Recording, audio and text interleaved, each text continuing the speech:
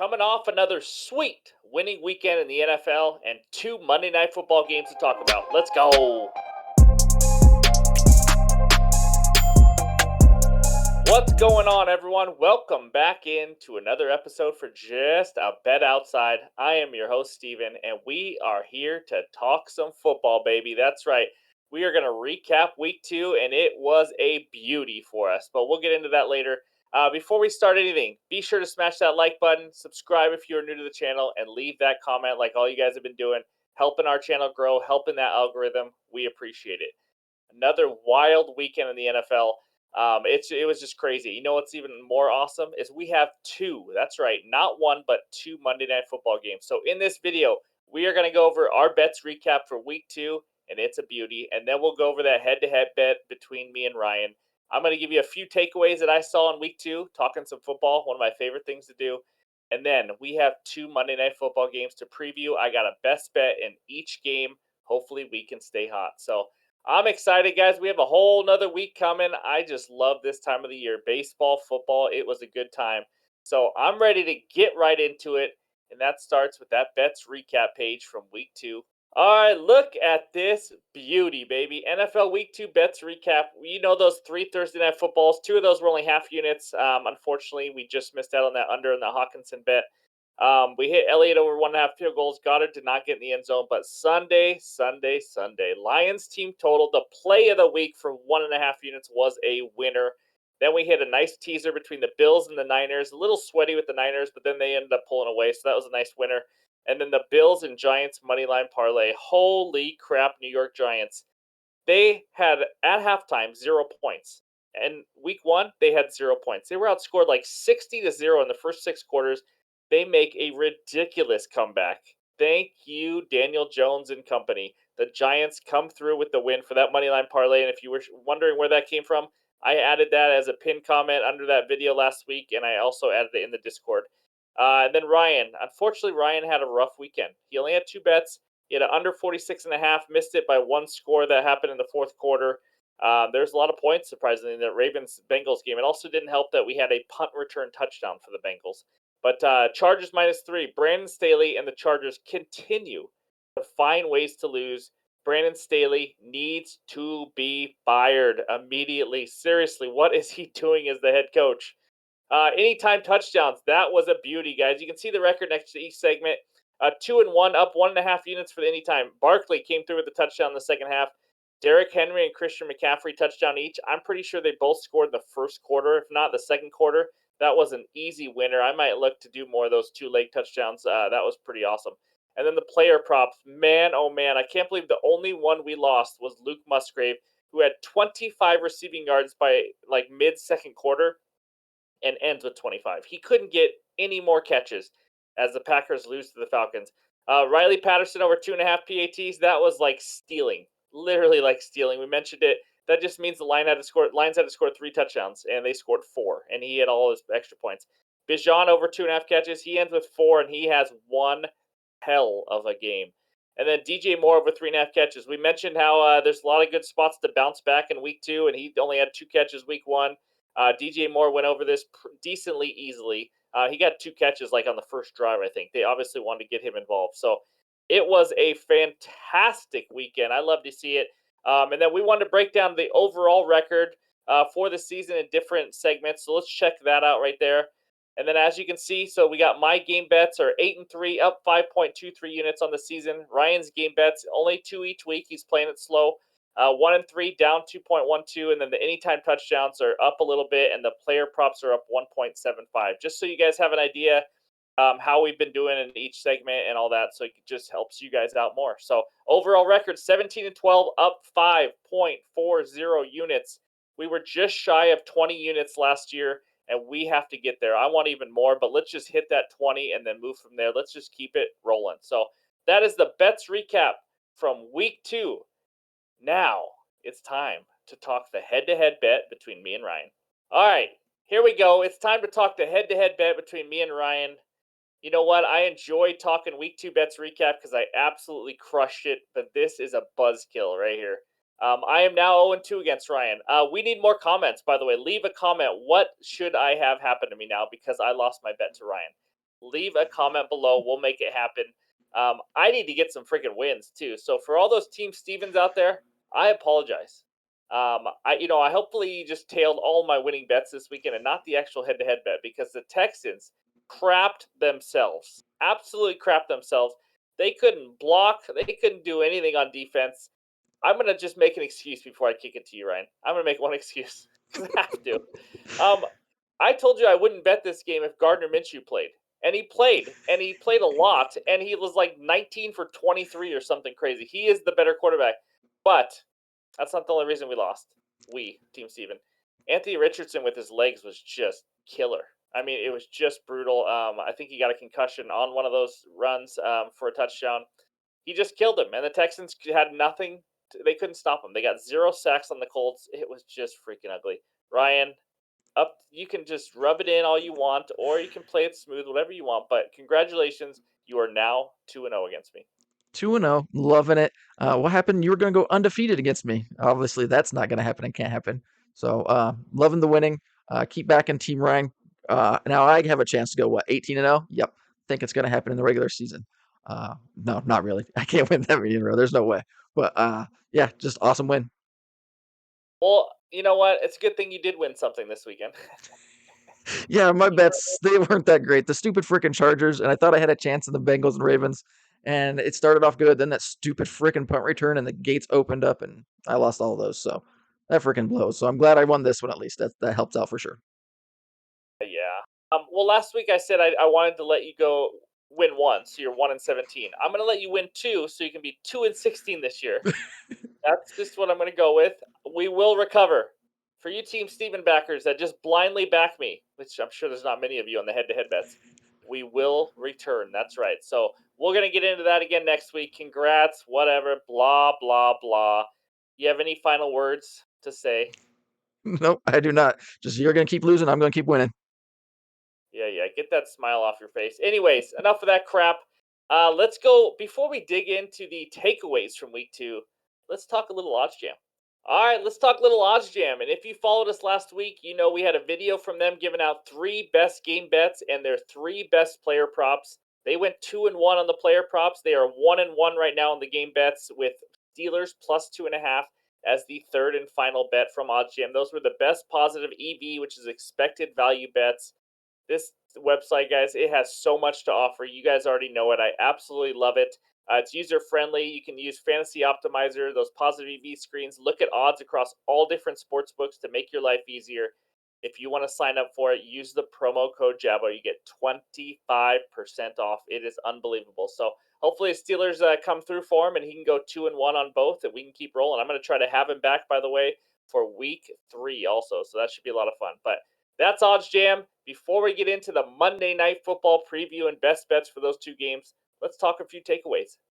All right, let's talk a little bit about what we saw in week 2 and what we've seen so far this year. I got 3 takeaways for you. That's right. So, my first one, I'm going to tell you if what I think about 3 surprise 2-0 teams and if they're for real or not. The first one, the Washington Commanders.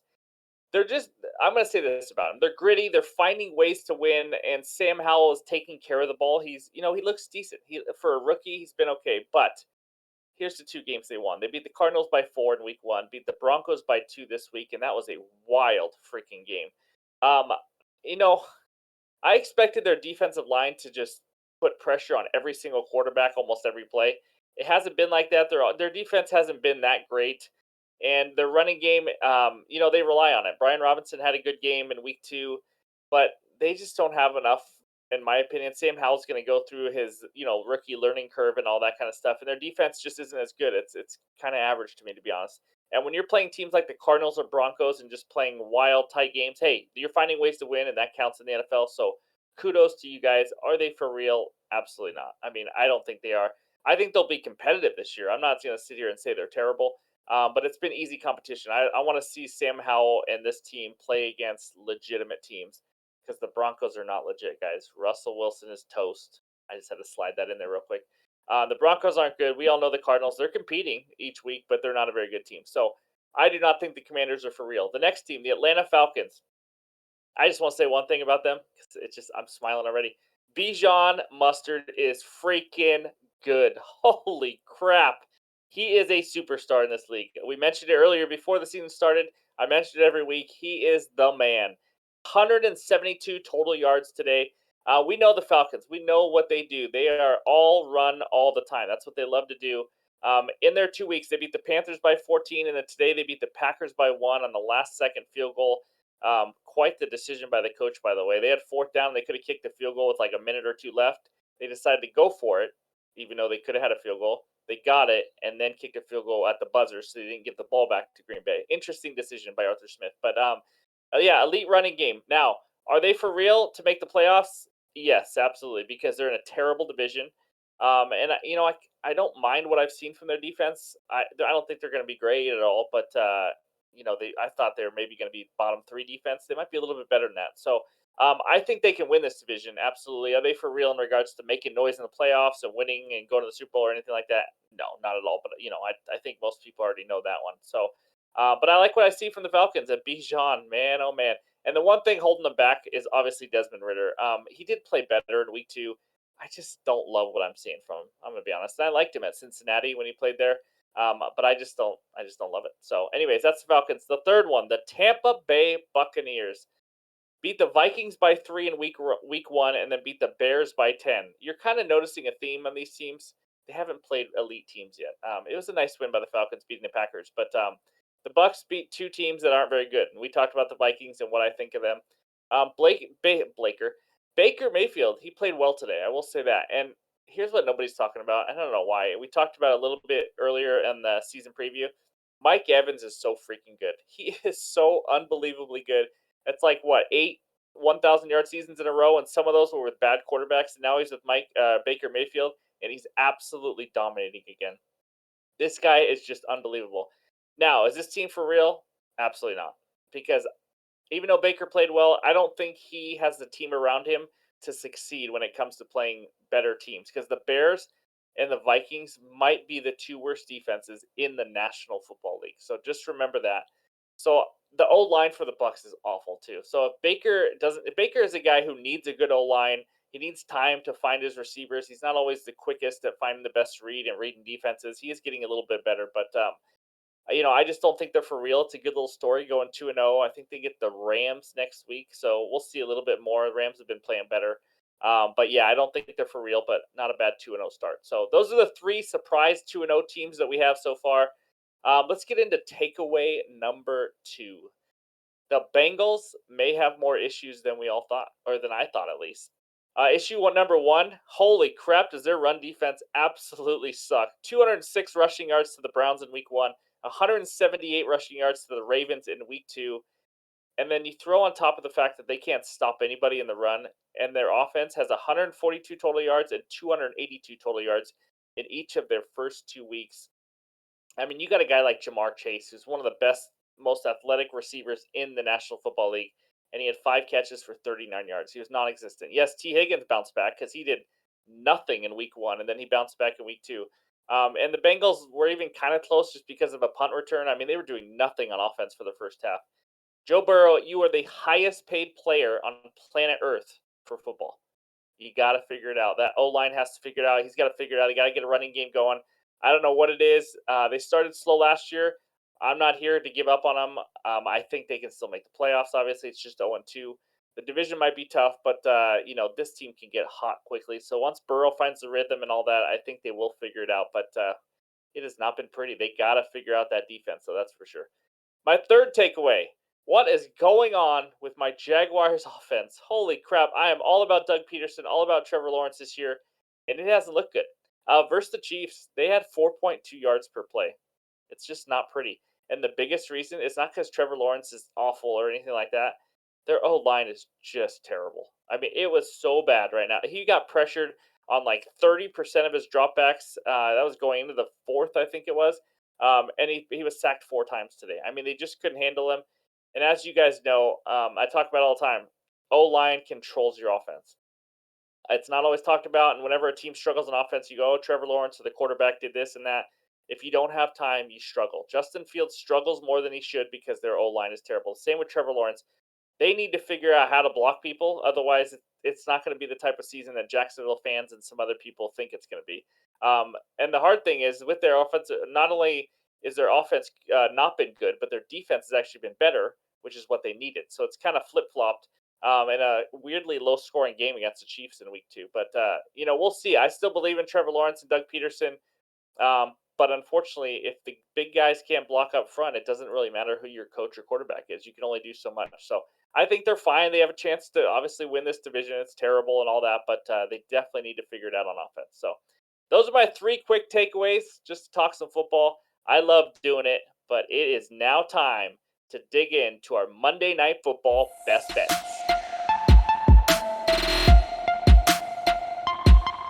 All right, the first Monday Night Football game takes us out to Carolina, baby. And in Carolina, it is illegal to use elephants to plow cotton fields. That's right, that's legit. If you watch my baseball videos, you know I like to give out some weird laws. But here we go. The Carolina Panthers host the New Orleans Saints. We got the Saints as a -3 favorite right now on Monday Night Football with an over-under of a ridiculously low 39.5 points. Now, the Saints. Last week they struggled without Alvin Kamara. They beat the Titans. It was a low scoring game. I do have a trend for you in this one. Here we go. When a 1-1 team is playing an 0-1 team, that 0-1 team, stay with me, the team that lost in week 1, that 0-1 team since 2010 is 61-42 against the spread at 59.2%. It probably means nothing, but I love trends, as you know, and I just thought that was interesting. That means the 0-1 teams do bounce back. So here we go. Now in this game, I got a best bet. I don't like a lot of player props in this game because I think it's going to be low scoring. There's just not a ton of offense, and I'm more of an over better when it comes to that. So in this game, we're going to go back to the teaser, baby. I got a 6-point teaser. The Panthers +9 and the under 45.5. Put it together, you get -120 standard juice for a teaser. If you use a book that has -130, -140 for just a 6-point teaser, I probably wouldn't make the bet, guys. I think those odds are ridiculous. I know some books are trying to change to that, but I like this. This is on DraftKings. So let's talk about it a little bit. The Panthers +9. We're going to have a defensive battle. It's a divisional matchup, and in these divisional matchups, they're usually low scoring. Divisional unders are key. And when you have a low scoring defensive game like this, taking 9 points is absolutely huge. I think Bryce Young and this offense can bounce back at home. I know they only put up 10 points last week in Atlanta. That was his first NFL game. He's got it under his belt now. And I just like the Panthers +9 because also the Saints struggle to run the ball. They need Kamara back. He's suspended for the first 3 games, I believe it is. And if they can't run the ball very well, and Derek Carr and this offense are still trying to gel, obviously they didn't do that great last week. I just don't see how the Saints have any firepower at all to pull away in this game. So I think the Panthers have a chance to win at home in this one. At worst, they lose by 3 or 4 points, but I love the Panthers +9 in that one. And then the under 45.5. So I took it from 39.5, added 6, and took the under of 45.5. Like I mentioned, divisional unders are just hugely successful. Here's what happened: 31 points in New Orleans game in week 1, and 34 points in Carolina's week 1 game. I mean, no one even came close to 40. I mean, 34 is kind of close, I guess.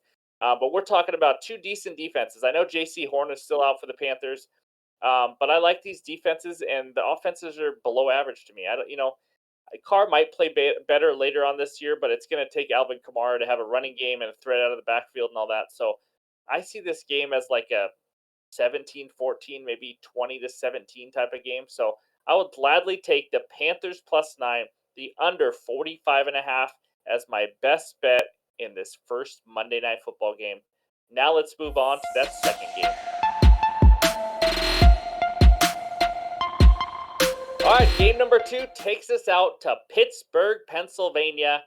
And this is a crazy one, guys. In Pennsylvania, you may not catch a fish with your bare hands. And the only part that you can legally catch a fish with is your mouth. I can't even make that up, guys. That's freaking insane. That's wild to me. Anyways, Steelers at home hosting the Cleveland Browns. Browns -2, over under of 38 points. All right. If you watched last week's video, you know there's some crazy trends for this game right now. The Browns have lost 19 straight regular season games in Pittsburgh. That's a freaking crap load of games in Pittsburgh. And then here's another one. The Steelers have won 20 straight Monday Night Football home games. You guys already saw that in the trends, I know, but I had to point that out. That is all signs point to the Steelers. Now, the last week, or in last week, week one, Browns, they beat the Bengals. We all know that. They made them look terrible. Maybe it's not that huge of a win. The Bengals look crappy again in week two. And then the Steelers got absolutely demolished by the 49ers. So we got a 1 0 team again against the 0 1 team. Injuries in this game. Deontay Johnson is out, the stud receiver for the Steelers. And then Amari Cooper, the number one receiver for the Browns, is likely out with a groin injury. So I got a lot I like in this game. I'm going to give you one player prop. Before I give you my best bet, I also lean George Pickens over in his receiving yards. I think he gets a lot more involved, especially with Deontay Johnson out. So I like that. And then, just like Odds Jam mentioned, I like the Steelers +2. I probably just sprinkled on the money line. I think they bounce back. This is one of those games. One team looked good, one team looked bad, kind of like the Seahawks and Lions. And we saw how that went in week two. And I think the Steelers bounce back. I mean, again, 20 straight Monday Night Football home games they won. Browns cannot win in Pittsburgh. I just think the Steelers win this game. If you want to play, take the +2, +2.5, like Odds Jam did, or if you just want to take Steelers money line, I do not mind it. So, but my best bet in this game is a bet we did in week one, and I absolutely love it. I couldn't wait to give this out. Deshaun Watson over 24.5 rushing yards at -115 on FanDuel. As you guys know, we bet this in week one when this line was at 23.5 rush yards. He had 45 in week one. It was so easy. I saw DraftKings have this at like 26.5. I still like it, but 24.5 at FanDuel, they only raised it 1 yard. Just one, guys. In his game against Pittsburgh last year, 6 carries for 44 rushing yards. It's just wild. Again, I'll mention it like I did last week. He went over this rushing yard total in of the 6 games last season. Now, in this game, in this matchup in particular, Steelers got more pressure than anybody else in week one. They're going to get a lot of pressure. TJ Watt is absolutely unbelievable. I know they're without Hayward, which does hurt, but they're going to get more pressure than what Deshaun saw last week against the Bengals. More pressure just means him rolling out of the pocket, getting out of there, and using his legs even more. He loves to use his legs, as I mentioned before. He even did it in the preseason. He did it in the 6 games last year. He did it in week one. It's not going to change now. I expect him to easily go over this 24.5 total and have another 35, 40 yards rushing. So give me Deshaun Watson over 24.5 rush yards as my best bet in this game with a lean towards George Pickens over and the Steelers money line straight up to win for a 21st straight time in Pittsburgh on Monday Night Football. All right, there we are. That's the week two recap and the Monday Night Football preview with our best bets. Hopefully, we can end on 2 more winners and keep this train rolling. Thank you guys for watching, for supporting. I see the new subscribers coming in and new comments. It's awesome. You guys are helping this channel grow. We're going to have baseball all week long. We got football again starting. Next video Wednesday night, the player prop video again Friday night, Saturday morning, and we're just going to keep it rolling. So thank you. Appreciate it. Hopefully you guys have a great week, and we'll talk to you later.